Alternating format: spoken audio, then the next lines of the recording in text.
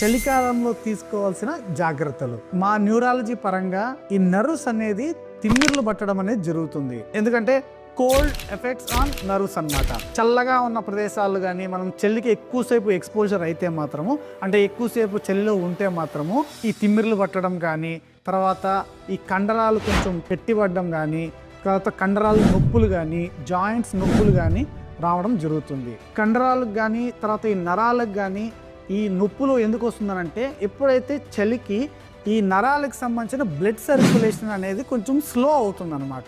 మెదడుకు కూడా సేమ్ అంతే. మెదడుకు కూడా బ్లడ్ సర్క్యులేషన్ స్లో అవ్వడం వల్ల ఏమవుతుంది, కొంచెం కాన్సన్ట్రేషన్ డిఫికల్టీస్, అంటే ఒక పని మీద శ్రద్ధ లేకపోవడము అవి జరుగుతుంది.